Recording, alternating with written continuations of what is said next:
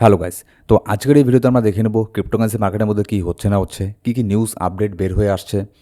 মোটামুটি যুদ্ধ তো আপাতত এখানে সিজফায়ার এখানে হয়ে গেছে ইউএস আর ইরানের সাথে। তো আপাতত এর ইফেক্ট মার্কেটের মধ্যে এখানে নেক্সট এখানে কী পড়তে পারে, মার্কেটে নতুন নতুন কী আপডেট এখানে বের হয়ে আসছে। ইউএস গভর্নমেন্ট নাকি নতুন করে এখানে বিটকয়েনকে আবারও সেল করা শুরু করছে, কতদূর এটা সত্য। আর এখানে ভুটান গভর্নমেন্টও নাকি এখানে সেল করছে বিটকয়েনকে। তো এগুলোর ইফেক্ট মার্কেটের মধ্যে এখানে কী পড়তে পারে সেই সমস্ত জিনিস নিয়ে আলোচনা করবো আজকের এই ভিডিওতে। তো ভিডিও শুরু করার আগে ছোট্ট একটা ডিসক্লেমার দিয়ে শুরু করবো আজকের এই ভিডিও।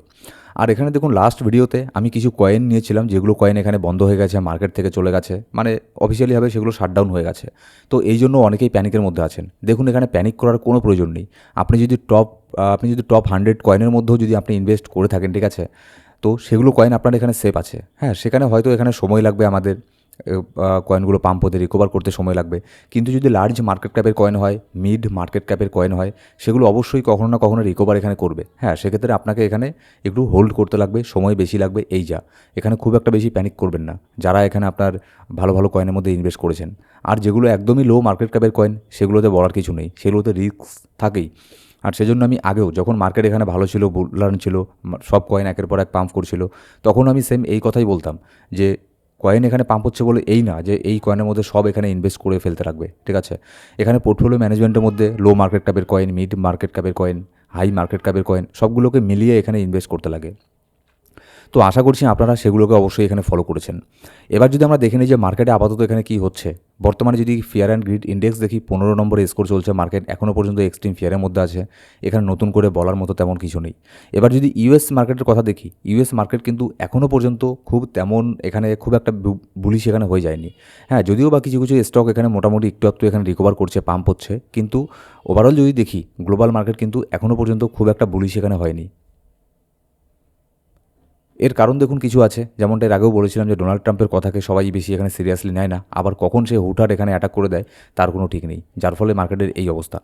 এবার যদি অন্যান্য অল্ট কয়েনের দিকে একটু নজর দিই, অল্ট কয়েনের অবস্থা এখানে কী বলবো, জাস্ট এখানে ছোটোখাটো একটু পাম্প করার এখানে ট্রাই এখানে করছে, তেমন এখানে খুব বেশি যে পাম্প করে ফেলেছে এরকম কোনো কিছু না। কারণ বিটকয়েন যতক্ষণ $1,00,000 নিচের মধ্যে আছে, অল্ট কয়েন খুব একটা বেশি পাম্প এখানে করবে না, ঠিক আছে। এবার যদি আমরা বিটকয়েন ইটিএফের মধ্যে আসি, ইটিএফের মধ্যে দেখুন গতকালকে মোটামুটি ভালো পরিমাণে একটা বাইং প্রেশার আমরা দেখতে পেরেছি। যেমন যদি দেখি গতকালকেই 10 তারিখ মোটামুটি একটা বাইং প্রেশার এখানে এসেছে ইটিএফের তরফ থেকেও। কিন্তু আজকে এখানে হচ্ছে আপনার স্যাটারডে, কালকে সানডে, এই 2 দিন ইউএসের মার্কেট এখানে বন্ধ থাকবে। মার্কেটে এখানে তাই কিন্তু তেমন এখানে কোনো ভলিউম থাকবে না মার্কেটের মধ্যে। আর এই 2 দিন কিন্তু ইটিএফও এখানে বন্ধ থাকবে। ইটিএফের তরফ থেকেও কোনো প্রকার বাই কিংবা কোনো প্রকার সেলিং এখানে হবে না মার্কেটের মধ্যে, ঠিক আছে। এবার যদি লিকুইডিটি হিটম্যাপের মধ্যে আমরা এখানে আসি, যে আপাতত দেখে নিই যে লিকুইডিটি কোথায় কোথায় আছে।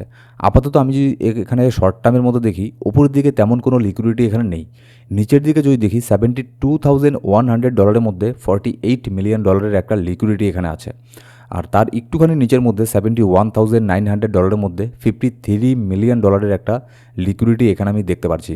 তো আপাতত আমার যেটা মনে হচ্ছে, মার্কেট ওপরে যাওয়ার চান্স এখানে খুবই কম আছে, একটুখানি কমই আছে। আর এখানে টেকনিক্যাল অ্যানালিসিসে গিয়েও আমি আপনাদেরকে বলবো যে কেন আমি বলছি যে ওপরে যাওয়ার চান্স এখানে কম আছে।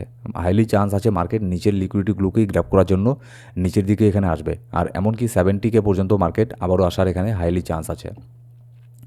এবার যদি এখানে যুদ্ধের নিউজগুলো দেখে নেই, কারণ এগুলো আমাদের ডাইরেক্ট মার্কেটের উপরে ইম্প্যাক্ট এখানে ফেলবে। এখানে দেখুন Iranian source says US has agreed to unfreeze Iranian fund, Washington denies. এখানে কি হচ্ছে না হচ্ছে এগুলো আমরা কিছুই বুঝতে পারছি না, ঠিক আছে। এক দেশ যেটা বলছে অন্য দেশ সেটাকে অস্বীকার করছে। এখানে যেমন দেখুন ইরানের অফিসিয়ালভাবে ইরান এখানে বলেছে যে ইউএস এগ্রি করে ফেলেছে যে ইরানের যে এখানে আপনার ফ্রিজ করা ফান্ড আছে সেগুলোকে তারা রিলিজ এখানে করে দেবে ইউএস। কিন্তু ইউএসের তরফ থেকে ওয়াশিংটন আবার এখানে বলছে যে না, এরকম কোনো কিছু আমাদের সাথে এগ্রিমেন্ট এখানে হয়নি। তো যাই হোক, এটা যতক্ষণ না এখানে অফিসিয়ালভাবে কোনো কিছু বেরোচ্ছে ততক্ষণ পর্যন্ত আমরা এখানে বুঝতে পারবো না এখানে কী হচ্ছে। এগুলো এক দেশ আরেক দেশের উপরে এগুলো ব্লেম এখানে করতেই থাকে। এবার যদি নেক্সট দেখি, এখানে ভুটান গভর্নমেন্ট দেখুন মোটামুটি $23 মিলিয়ন মতো বিটকয়েনকে এখানে আপনার হয়তো এখানে সেল করেছে, যেটা নিউজ এখানে বের হয়ে আসছে। তো এটা দেখুন কি, এটা খুবই ছোট্ট সংখ্যা একটা বিটকয়েন, এটা এরকম কোনো কিছু না যে বিশাল বড় মাপের এখানে সেলিং এখানে এসেছে। কিন্তু যাই হোক, যতই ছোটো হোক না কেন, কোনো গভর্নমেন্ট যখন এখানে বিটকয়েনকে বাই করে বা সেল করে তার ইম্প্যাক্ট কিন্তু মার্কেটের মধ্যে অবশ্যই পড়ে। যখন এখানে ভেবে দেখুন, যখন এখানে ভুটান গভর্নমেন্ট বাই করার জন্য বিটকয়েনকে এরকম নিউজ বের হয়ে এসেছিল, তখন কিন্তু প্রচণ্ড পরিমাণে সেই নিউজ সার্কুলেট এখানে হয়েছিল। কেন হয়েছিল? কারণ একটা দেশ যখন একটা বিটকয়েনকেও বাই করে তখন কিন্তু সেটা অনেক বড় একটা নিউজ হয়ে যায়। আবার যখন সেল করে সেম সেই জিনিসটাই কিন্তু আমরা মার্কেটে এখানে হতে দেখি, সেটাও কিন্তু তখন অনেক বড় একটা নিউজ হয়ে যায় যে সেই দেশের গভর্নমেন্ট বিটকয়েনকে সেল করেছে। কিন্তু যদি আমি এখানে বলি যে ইউএসের গভর্নমেন্ট নাকি এখানে বিটকয়েনকে সেল করছে, এটা তেমন কোনো কিছু না। জাস্ট এখানে US government address transfer 2.4 BTC two Coinbase, শুধুমাত্র 2.4 বিটিসি, মানে 3টা বিটিসিও না, ধরুন 2.5টা বিটিসি এখানে কয়েনবেস এক্সচেঞ্জের মধ্যে ট্রান্সফার এখানে করেছে। তাদের কাছে মোটামুটি 3 লক্ষের উপরেও বিটকয়েন হোল্ড করা আছে ইউএস গভর্নমেন্টের কাছে।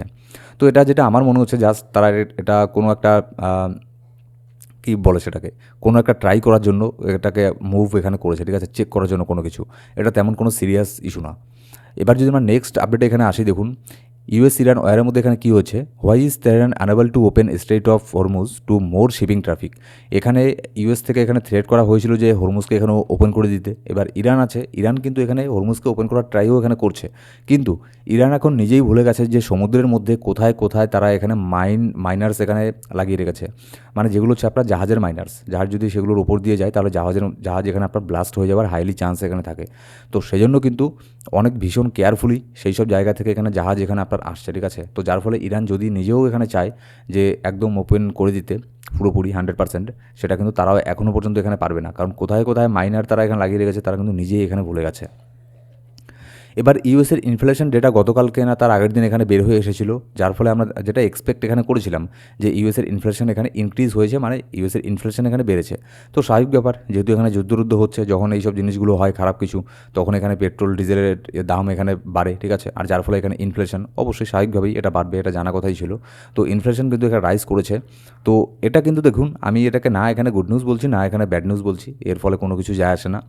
আর ফেডের তরফ থেকে রেজাল্ট এখানে কী আসবে সেটাও মনে করুন, আপাতত আমার কাছে সেটাও কোনো বড় ধরনের কোনো আপডেট না।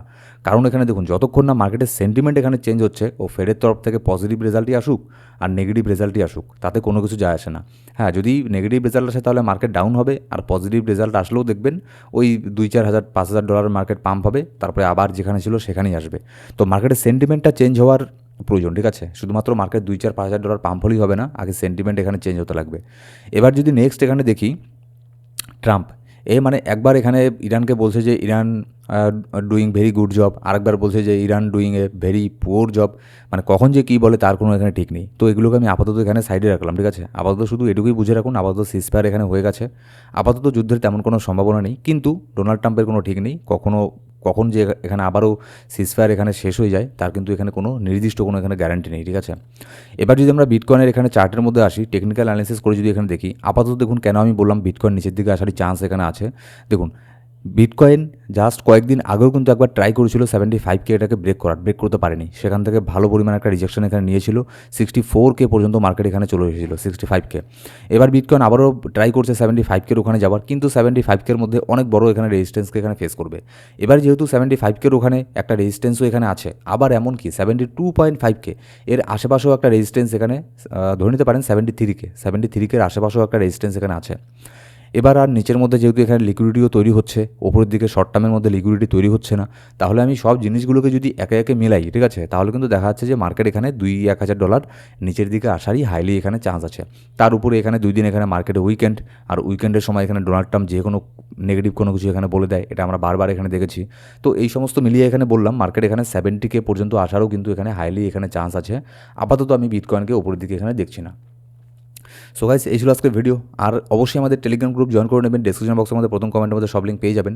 আর ক্রিপ্টোকারেন্সি মার্কেটের আপডেটের জন্য, মার্কেটে কী হচ্ছে না হচ্ছে এইসব নিউজ আপডেটের সাথে এখানে প্রত্যেক দিন শোনার জন্য, জিনিসগুলোকে বোঝার জন্য অবশ্যই আমাদের এই ইউটিউব চ্যানেলকে সাবস্ক্রাইব করে বেল বাটন প্রেস করে অল সিলেক্ট করে রাখবেন প্রত্যেকটা ভিডিও আপডেট সবার আগে পাওয়ার জন্য। Thank you so much guys.